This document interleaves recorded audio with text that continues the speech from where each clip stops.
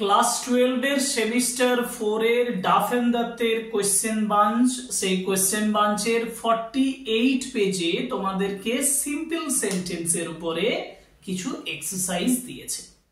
এক্সারসাইজটা দিয়েছে জিরান্ডের মাধ্যমে কিভাবে তুমি সিম্পল সেন্টেন্স করতে পারো।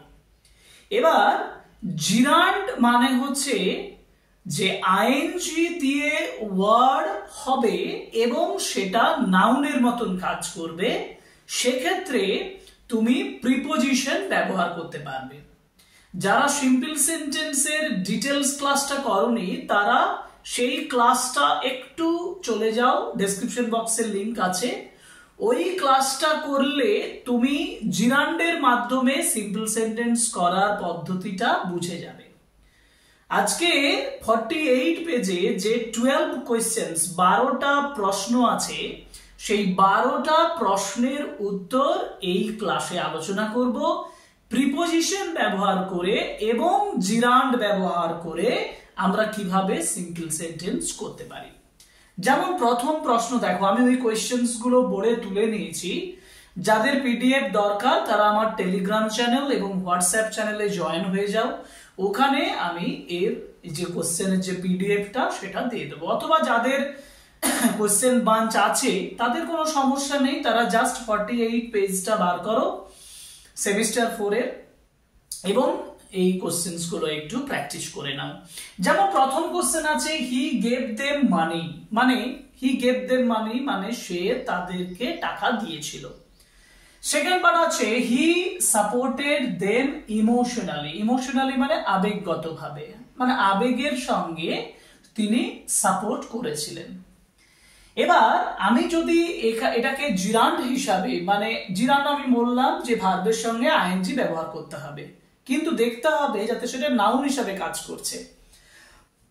হি গেভ দেম মানি টাকা দিয়েছিল, সাপোর্টেড দেম ইমোশনালি। দেখো এইখানে আমরা করব কি, এই যে গেভ আছে না এটার সঙ্গে আমি আইএনজি বসাবো, কিন্তু গেভিং নয়, গিভিং প্রেজেন্ট ফর্মের সঙ্গে আইএনজি বসে, কিন্তু তার আগে বসাবো বাই। উত্তর হবে by giving them money he supported them emotionally.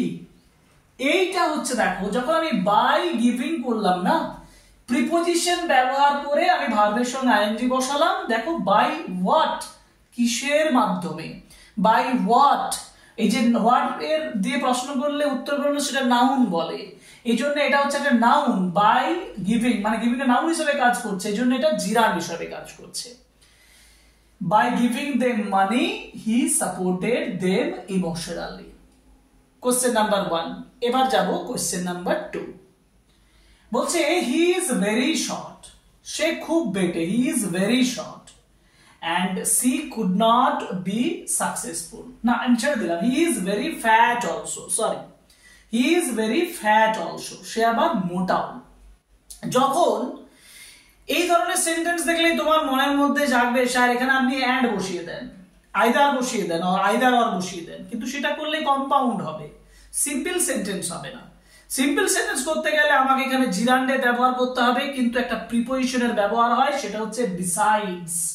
মানে দুটো কোয়ালিটিজ আছে, দেখো একটা শর্ট একটা হচ্ছে ফ্যাট, মানে তখন আমি ব্যবহার করব বিসাইডস, বিসাইডস এবং এখানে দেখো ইজ আছে, মানে তখন বসাতে হবে besides being very short, besides being very short he is very fat. আর কিন্তু অলসোটা বসাবো না, আর অলসোটা বসাবো না, অলসোটা তুলে দেব। উত্তর দাঁড়ালো besides being very short he is very fat। 3 number question, the girl tried her best, মেয়েটা তার যথাসম্ভব চেষ্টা করেছিল। the girl tried her best, she could not realize, she could not be successful, সে সফল হতে পারেনি। দুটো বিপরীত ধর্মী কথা দেখো, মানে একটাতে দাঁড়াচ্ছে যে the girl tried her best, মেয়েটা তার যথাসম্ভব চেষ্টা করেছিল, দ্বিতীয়তে বলছে সে সাকসেসফুল হতে পারেনি, তাহলে এটা চেষ্টা করেছিল কিন্তু পারেনি, কিন্তু কথাটা আসছে মানে বিপরীতধর্মী কথা। যদি বিপরীতধর্মী কথা হয় তাহলে আমাকে ব্যবহার করতে হবে কি, এটা আমাকে ভাবতে হবে। এইখানে মনে রাখবে যদি আমার কমপ্লেক্স করতে হয় না, তাহলে আমার এখানে ব্যবহার হতো দো, যদিও চেষ্টা করেছিল সফল হয়নি। আর দো যদি কমপ্লেক্সে আসে, এখানে সিম্পল করতে গেলে একটা প্রিপোজিশন ব্যবহার হয়, সেটা হচ্ছে ইনস্পাইট অফ, মানে সত্ত্বেও।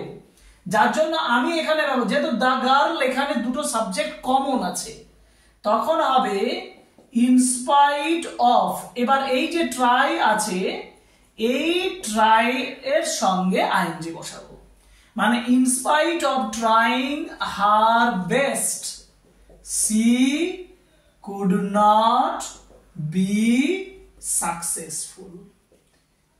তাহলে in spite of trying her best she could not be successful.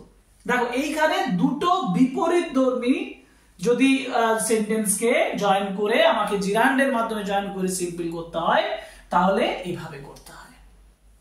পরেরটাই চলে যাই, বলছে মাই আঙ্কেল ওয়াজ ইনফর্মড, আমার আঙ্কেলকে ইনফর্ম করা হয়েছিল, মানে আমার আঙ্কেলকে জানানো হয়েছিল। He could not realise the gravity of the situation. Gravity of the situation মানে পরিস্থিতির যে গ্র্যাভিটিটা সেটা সে বুঝতে পারেনি।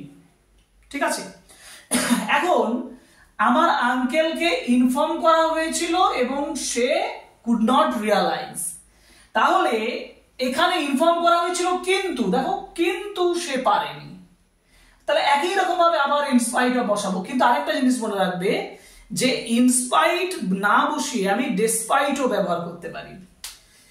আমি তবু এখানে ইনস্পাইট দিয়ে করছি, দেখো in spite of being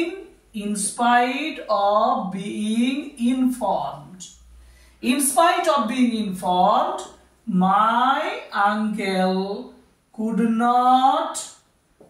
not realize the gravity of the situation. বাকিটা লিখে নেবে, realize the gravity of the situation. She went away with my friend. সে আমার বন্ধুর সঙ্গে চলে গিয়েছিল। She did not talk to me. সে আমার সঙ্গে কথা বলেনি। এবার আমার বন্ধুর সঙ্গে কথা বলে মানে সঙ্গে চলে গেল, কিন্তু সে কথা বলেনি আমার সঙ্গে। কিন্তু এখানে কিন্তু হলেও আমি ইনস্পাইট অফ বসাতে পারবো না, আমি বসাবো একটু অন্যরকম। দেখো ধরো বিফোর দিয়ে, মানে যাওয়ার আগে আমি বললাম যে বিফোর এই যে ওয়েন্ট আছে গোয়িং অ্যাওয়ে হবে, before going away with my friend, before going away with my friend she did not talk to me. এটা গেল একটা বিফোর। ঠিক আছে, মানে আমার যাওয়ার জন্য, মানে আমার বন্ধুর সঙ্গে before going away with my friend she did not talk to me, সে আমার সঙ্গে কথা বলেনি। এবার এটা আমি একটা প্রিপোজিশন ব্যবহার করলাম এবং ভার্বের সঙ্গে আইএনজি বসিয়ে দিলাম, গোয়িং করে দিলাম। এইখানে যদি দো দিয়ে থাকতো, দো দিয়ে মানে in spite of going away with my friend she did not talk to me, এটা অতটা কিন্তু অ্যাপ্লিকেবল হতো না। এটা সবচেয়ে ভালো হবে before going away with my friend she did not talk to me। এবার 6, you should not try to copy। তোমার you should not try to copy, তোমার কপি করা উচিত নয়। এবার you should, তারপরে আছে you should try to understand the subject matter। তোমার সাবজেক্ট ম্যাটারটা কি করা উচিত, বোঝা উচিত। এখন দেখো এখানে শুড নট আছে, এই তোমার করা উচিত নয়, এই উচিত নয় অর্থ যদি নেগেটিভ কোনো একটা সেন্টেন্স মানে সেন্স থাকে, সেক্ষেত্রে তুমি কি করবে, সেক্ষেত্রে তুমি উইদাউট কথাটা ব্যবহার করবে। যেমন এই শুড নট এর জন্য আমি ব্যবহার করব without trying to copy.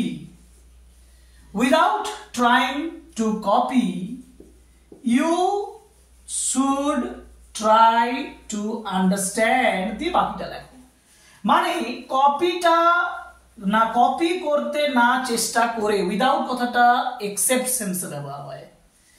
Without trying to copy মানে কপি না করে you should try to understand the subject matter. এটাও তুমি বিফোর দিয়ে করতে পারো, মানে before trying to copy you should try to understand the subject matter, এটা তুমি বিফোরও ব্যবহার করতে পারো। ঠিক আছে, 6টা কোশ্চেন এলো।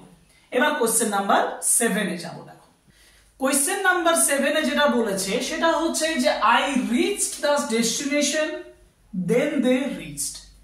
আই রিচ দ্য ডেস্টিনেশন মানে আমি ডেস্টিনেশন গন্তব্যস্থলে পৌঁছেছিলাম।